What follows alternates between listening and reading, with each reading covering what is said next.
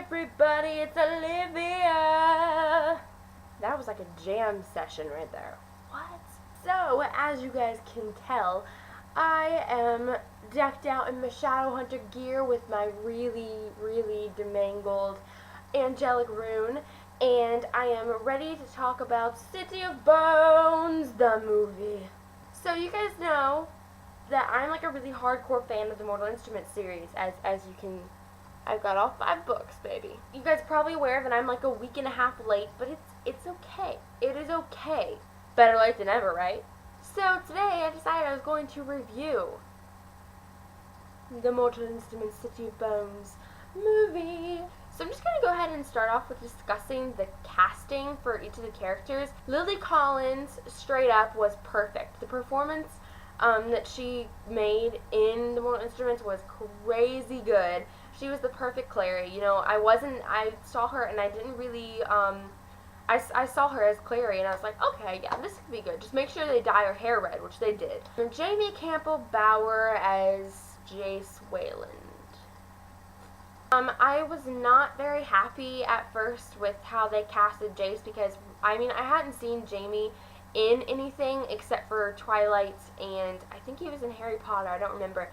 But he did good in Twilight because he was good for that part, but he just didn't look like Jace to me except for the long hair and the cocky face, that kind of thing. And so I was really skeptical about it. I was like, no.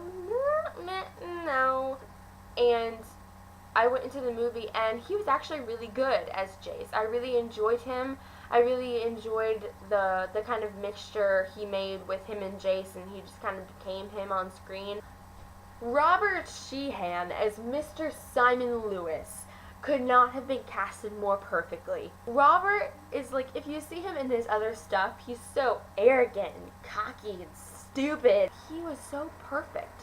He covered his Irish accent really well, even though I really love his Irish accent. He covered it really, really well for Simon, so I give props to Robert for that. So one of the main aspects of Simon is that he's in love with Clary, and Clary doesn't know it. And Simon played that part so well, or Robert played the part of the, you know, the desperate to please know that I'm in love with you best friend, and he did amazing. He did amazing. The casting for Jocelyn, I think, was spot on. She was really good as Jocelyn. I really enjoyed her as Jocelyn. She really brought Jocelyn to screen. Luke, however, I was not happy with the casting, and I was not happy with the acting in the movie. You know, the Luke and Clary relationship just was not brought about as important as it was in the book, and I don't really enjoy that, but you know, Luke did get a lot of screen time, but he just still is not Luke to me.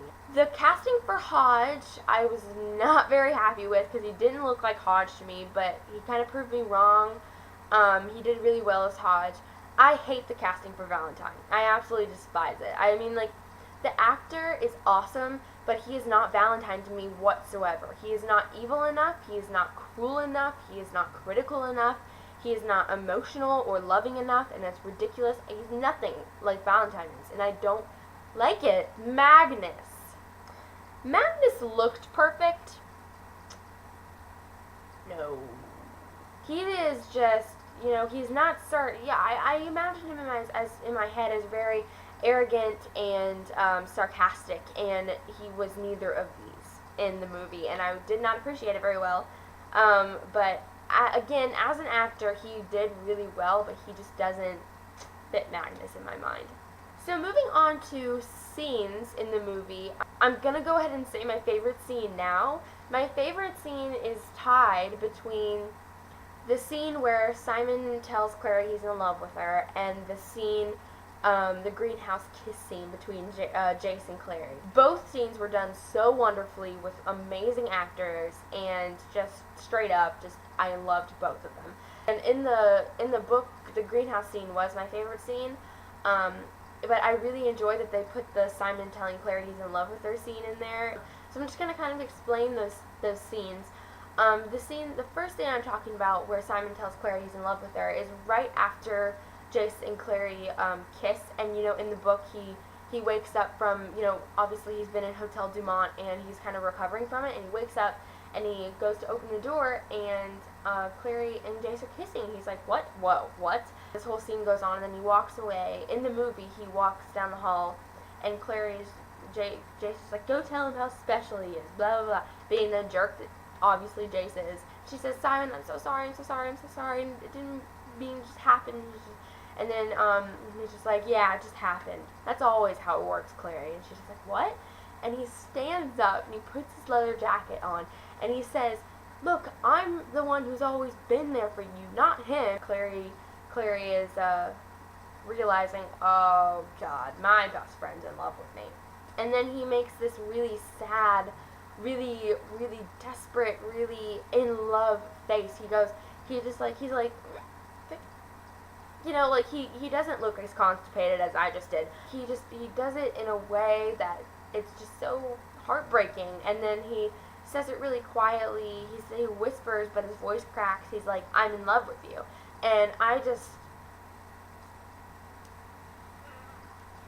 it is one of the best scenes in the whole movie. Like, literally one of the best scenes in the whole movie. Robert Sheehan, I'm officially in love with you, and you made me fall in love with Simon Lewis even more than I was before, so thank you for that. My other favorite scene is the greenhouse scene, obviously, which the greenhouse scene was probably one of the most anticipated scenes, and the adaptation was wonderful. But what happened, it's Clary's 16th birthday, and Jace brings her up to the greenhouse, right, and, like, uncovers her eyes and shows him, oh gosh, it's breathtaking, that kind of thing. Then he gives her, like, this candle thing with the candle sticking out of it, and he's like, everybody should get something for their birthday. And she's just like, oh, thanks. And then they go up these, like, swivel stairs, or, like, I don't know what you call them, but, like, swivel stairs? I don't know. And they walk up, like, halfway, and she sits down, and then he's just standing up so that he can, like, face her. The clock strikes midnight, and then the midnight flower blooms, and then they watch it, and then he turns around and gives the witch light to her. And they kept the line where she says, you know, when a girl means she wants a big rock for her birthday, it doesn't literally mean a big rock. And I love that because it's the exact line in the book. Hodge's bird comes in after they try to kiss or whatever, and Hodge's bird squeaks, and she's like, we have company, and Jason's like, we better go.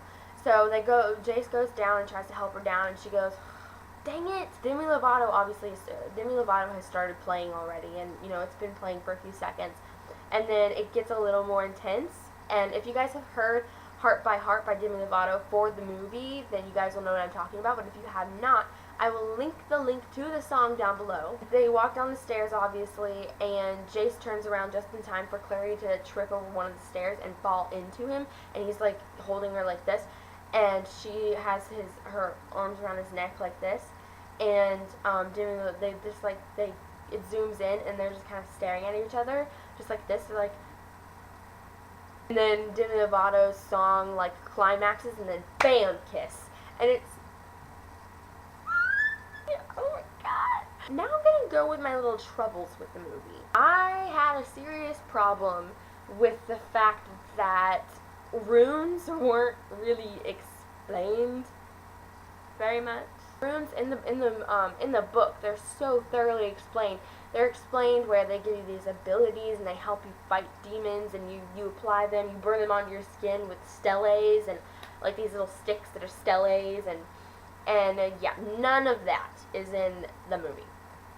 Basically, if you haven't read the book, you have no idea what they're doing to themselves. You just know that they're burning their skin. They just take the stick out from wherever that's on their bodies. I don't know. They just take the stick out and they just burn. They just make patterns, and everybody's just like, what is that? Like, the whole rune situation wasn't really explained, and I'm not very happy about it. Also, I have a really huge problem with the fact that there was absolutely no Valentine backstory in the book. Or in the movie. Basically all you know is that he was in a war and he injected himself with demon blood, and then his wife left him. That's basically what they said.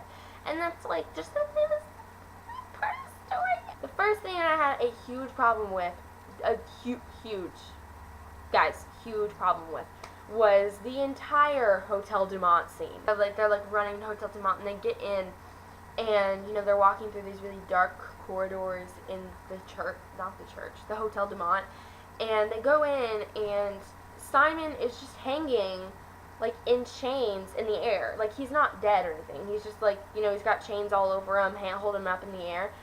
He didn't turn into a rat. And that's the entire reason he was at Hotel Dumont. I was just kind of hanging there in the air. And so they put this like little board in between so Clary can like reach over and undo him. And he undoes him and he's fine. He's fine. He's fine. And, you know, the huge fight scene, which I was not very happy with because, you know, in the book it is like, bum, bum, bum, bum, bum, bum. In the movie, it's just like, ba-bam, and then it's over. And I'm like, what? Excuse me? The one main scene that's the biggest problem for me is when Simon is in the infirmary and Clary is sitting there drawing Jace, and he wakes up and she closes her sketchbook and she takes his glasses and says, I found your glasses, and it's like cracked, right? And he gives them to her, or she gives them to him, and he puts them on, and he goes, she's like, what? And he's just like, I don't seem to need these anymore. And then he puts them on the side, which is really aggravating because Simon's not a vampire yet, and then what happens is Clary sits next to him on the bed and starts talking to him, which is a really sweet moment actually. But she looks over and she's like cleaning the blood off his neck and his arm and stuff, and she sees 2 puncture wounds, which is cluing to what happens in City of Ashes. And I'm gonna kill somebody because they keep cluing into what happens with Simon, and it's. I think I'm just gonna stop at this scene. The one scene, guys. The one scene that I was just begging. The one scene that I was begging them to get right was the scene where Clary and Jace find out they're siblings, and basically the whole time Jace is fighting Valentine. It's right after Clary disappears into the portal. Clary and Valentine's just like, drink from the cup, and she's just like, no, I'm not gonna drink from that. And he's just like, do you ever wonder where you got these special talents? You know, the talents you have, all these talents. And he's just like, you got them from me. You are my daughter. And everybody's just like, the people who haven't read the books are just like, ah! And I'm just like, mundane fools. And then Clary disappears into the portal so that she can get away from Valentine. And then Jay shows up and starts fighting Valentine. And then he's just like, you are my son, Jonathan Christopher.